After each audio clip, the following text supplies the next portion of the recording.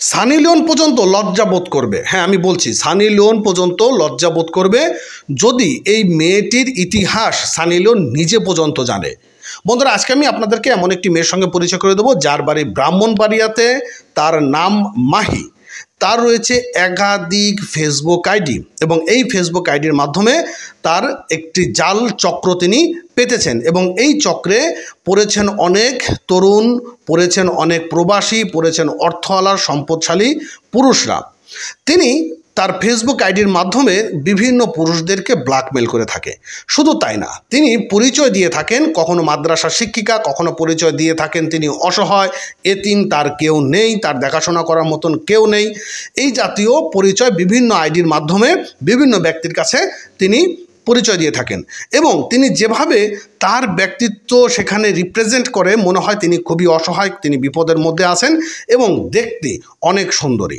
তিনি এই ধরনের কার্যকলাপ করে পুরুষদেরকে প্রতারণার ফাঁদে জালে পা দিয়ে এবং যখন জালে প্রতারণার ফাঁদে পা দেয় তখন কি করে, তখন তাদের কাছ থেকে মোটা অঙ্কের দাবি করে, কখনো তাদের বাড়ি গিয়ে অনশন করে, কখনো বিয়ে করে, শেষ পর্যন্ত যেটি হয় সেটি হচ্ছে মোটা অঙ্কের বিনিময়ে তাদেরকে মুক্তি দিয়ে দেয়। তাই এই ধরনের প্রতারক মেয়ে আপনার ফেসবুক আইডিতেও থাকতে পারে, তাই অবশ্যই এখনই সাবধান হয়ে যান।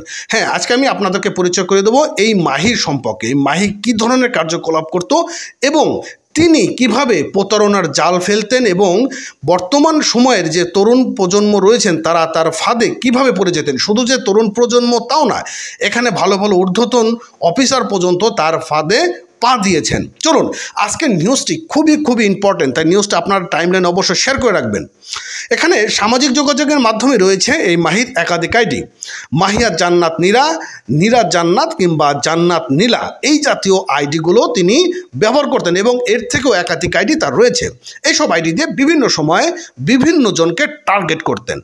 বিছানাতে প্রেমের জাল ফাঁদে ফেলে নিজেকে এতিম অসহায় দাবি করতে শুরু করেন এবং শুরু করেন তার বন্ধুত্ব। এরপর ধীরে ধীরে প্রেম গভীর সম্পর্ক হলে বিভিন্ন আবাসিক হোটেলে যেতেন, গোপনে সংগ্রহ করতে রাখতেন বিভিন্ন রকম কাগজপত্র এবং ভিডিও ফুটেজ।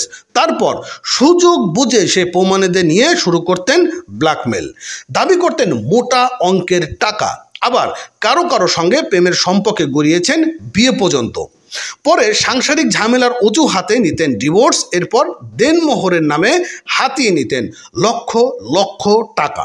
এই ধরনের অন্তত 4টি ঘটনার তথ্য প্রমাণ এসেছে এই প্রতিবেদকের হাতে। এমন উচ্ছৃঙ্খল স্বভাবের কারণে তাকে ত্যায্য করেছেন বাবা। দেখেন, বাবাও কিন্তু অতিষ্ঠ হয়ে গিয়েছেন এবং তার বাড়ি কিন্তু ব্রাহ্মণবাড়িয়াতে। এমন এক ভয়ঙ্কর প্রতারকের নাম মাহিয়াদি জান্নাত মাহি ওরফে মনসুরা শুক্রা। বিয়ে কিংবা প্রেম সম্পর্কে করেই তার কাছ থেকে হাতিয়ে নিতেন মোটা অঙ্কের টাকা। এটি ছিল তার বড় ধরনের একটি পেশা। খোঁজ নিয়ে জানা যায় ব্রাহ্মণবাড়িয়ার আশুগঞ্জ থানার বাহাদুরপুর ইউনিয়নের খালিয়ালা গ্রাম মোহাম্মদ সিদ্দিকুর রহমানের মেয়ে এই মনসুরা শুকুরা নিজেকে পরিচয় দিতেন রাজধানীর উত্তরবাট্টার মাদ্রাসা শিক্ষক হিসেবে। এরই মধ্যে তিনি একাধিক বিয়ে করেছেন, তবে তার উচ্ছৃঙ্খল চলাফেরার কারণে কোনো সংসারই তার টেকেনি। বিয়ের পরে স্বামীকে তালাক দিয়ে দেনমোহরের টাকা সহ নানান কৌশলে অর্থ হাতে নেওয়াই ছিল তার পেশা।